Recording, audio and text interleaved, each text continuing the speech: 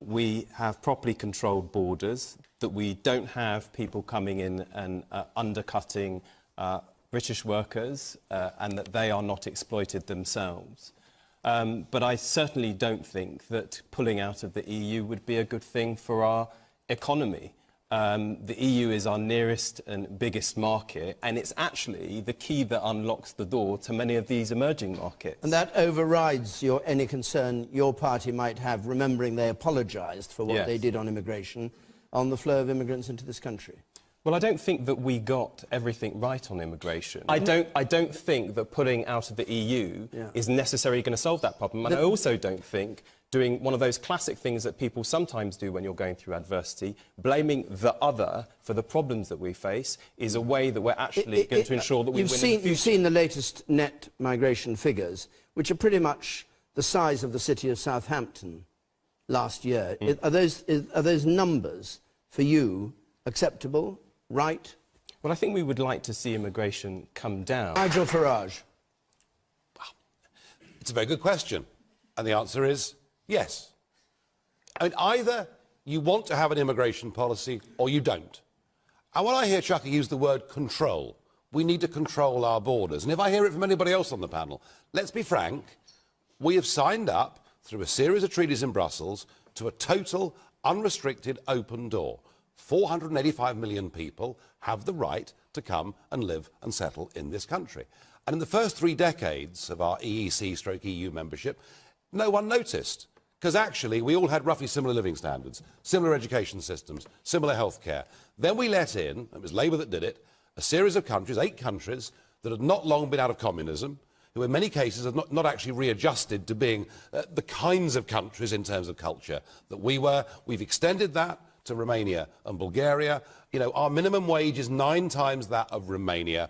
And now we have in the Eurozone a catastrophe in the Mediterranean, with youth unemployment at 60% in some of those countries.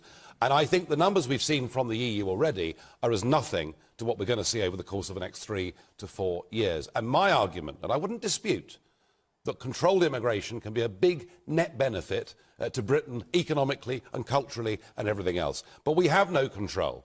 And we've no idea next year whether 200,000 are coming, 500,000 are coming, 800,000 are coming. There is nothing we can do. And I would advocate that one of the big benefits of not being a member of the European Union is we get back control of our borders so that we can decide who comes to Britain. We shouldn't be discriminating against people from India and New Zealand, which we currently do because we have an open door to Romania and Bulgaria. Let's have our own immigration policy and let's control not just the quantity of who comes to Britain, but the quality of who comes to Britain. So much so that your leader even wants Turkey to join the European Union with free movement to be extended. All right, wait, 80 million Nigel. people. I do think we should have an in-out referendum, and if we were to have such a referendum, the Green Party would be voting to stay in. Will anybody admit immigration from Europe has got out of hand? Yes, I will. He will. Yes, I will. All right. Well, hold on. You know Nigel Farage will. Who do you want to admit it? Shooker? Any of them. Any of them. Not from Nigel. Nobody's even taking it on the, taking it on. Grant chance. Well, it's not out of hand. First of all, too many. First of all, especially in Southampton. When people like Nigel say things like, when I'm on a bus or a train, I feel uncomfortable, but was it awkward if I hear people speaking another language other than English? I think that's kind of ugly. So let's have a calm and rational debate. I do, actually. Do you think, I do. I do. So do you not think that people coming to this country in reasonable controlled numbers, learning English and integrating and becoming part of us is not important? I think it's very, very important indeed. Very important. Very important.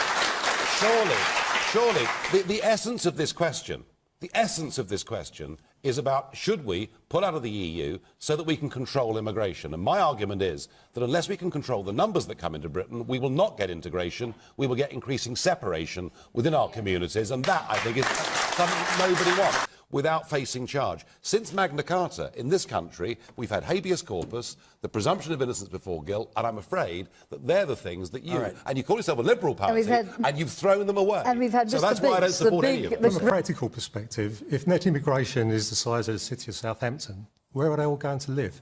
Rents are spiralling out of control as it is. Where are my children going to find a house to live?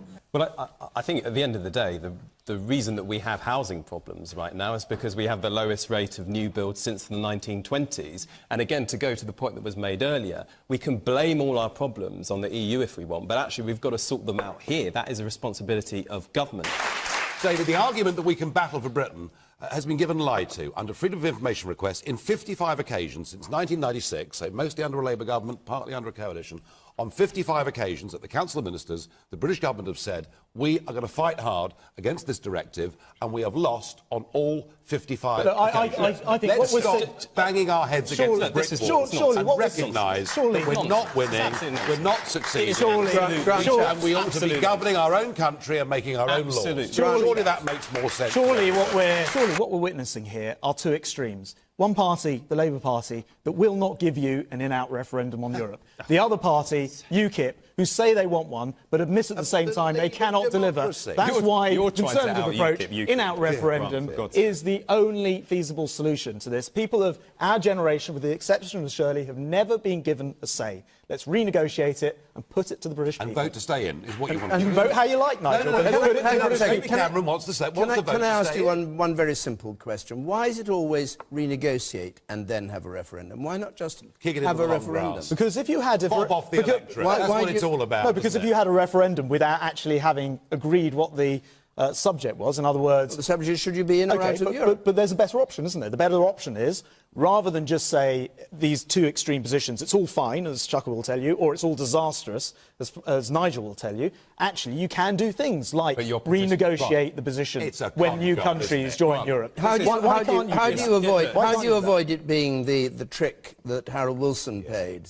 When he renegotiated just a little bit and then had everybody say, go for it. For this simple reason. Number one, I remember because I voted in that. You voted in that too. For this simple reason. People like the two of you will remind us that that was the trick and we won't fall for it. We want to get rid of British commissioners. We don't need any of this to trade and cooperate with our next-door neighbours in Europe. I don't think people want to pay for key NHS services, like going to see your GP, as Nigel would have you do that. I don't think people want to give the top 1% a massive tax. That's your manifesto. I mean, you set yourselves up as somehow the voice of working people. You would do so many things which would do unbelievable damage to my community. Help us with a manifesto. That's very kind. I thought you we don't know what your policies are. We don't know what your policies are. We don't know what your policies are. Hang on, but you don't have a manifesto anymore, do you? Isn't that right? None of the parties. You specifically don't. You abandoned. Nor do you. None of us have an election manifesto for next year. Let's be clear about that. I'm old enough to have read about McCarthyism, and I'm old enough to have read the River of Blood speech.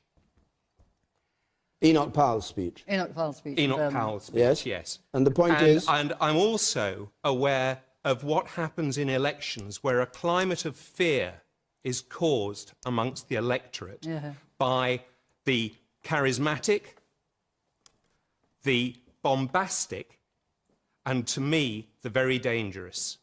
This has driven Europe to war in the past. I have no time for you, sir. None.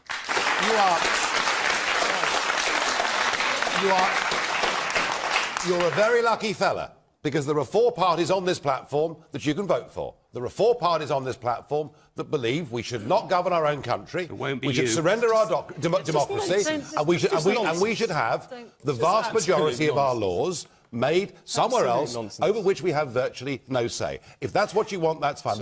But be aware of one thing. Firstly, we're giving people a choice. We want to trade and cooperate with Europe but not be governed by their institutions. But recognise this. The European dream is failing and crumbling. We, thank goodness, did not join the Eurozone. But I think in this particular occasion we should recognise there's a massive difference between sending an army into a country looking for regime change and doing something for purely humanitarian reasons. And I think, thank goodness Obama, it may have been delayed, but thank goodness Obama said what he said, because it's actually got the whole international community saying something must be done. And for once, I'd be quite happy if we would help the Americans and go out there and try and find these girls. I really would. Now, I'm going to take one last question, very quickly. Being from Afghanistan, my family is in Afghanistan. And I agree 100% with Nigel Farage that Americans, when they go somewhere, they ruin their country. They've done that to Afghanistan, they've done to Iraq.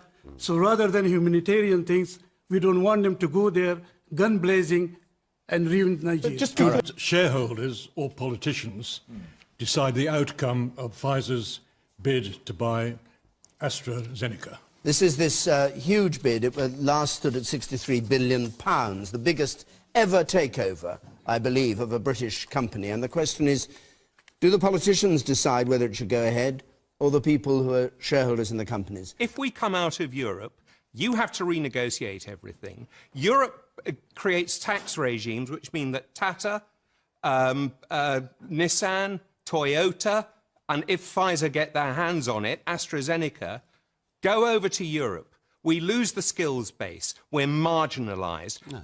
That is the real fear. No. That is the economic fear facing this country. Nigel Farage, you haven't to say, is this going to be in your manifesto? Is it this the won't UKIP be manifesto? the shareholders that decide. It won't be the people that decide. It won't be Parliament that decides. It will not be the British government that decides. And the weasel, lies you have heard from these three parties on this panel, and you listen to them, and they say, "Oh, the law needs to be changed." Yeah, it's all Europe. Enterprise Act is This British decision. Let Nigel Farage Let Nigel Farage just finish his sentence, Speaker. You are either willfully lying to these people, or you're pig ignorant. Vince Cable, in this debate, when he was pushed by John Redwood, admitted the ultimate decision as to whether AstraZeneca could be taken over by Pfizer will be taken. He didn't do that. You see, Right, this is what Nigel, will be taken by the European Commission. We have given away. We have given away. No, wait. We have given away listen, the ability. everybody. Steady on, steady on. And this is what it's like. Well, we've had years of this from these people. Nigel Farage. There is an enormous elephant in the room. Nigel Farage. Nigel Farage, will you listen to me just for a moment? Yeah. And that's the end of the debate. If Britain pulls out of the EU, are you saying that a British government would be able to stop takeovers like this? Yes, absolutely. Fine, thank you. Quite absolutely. All right.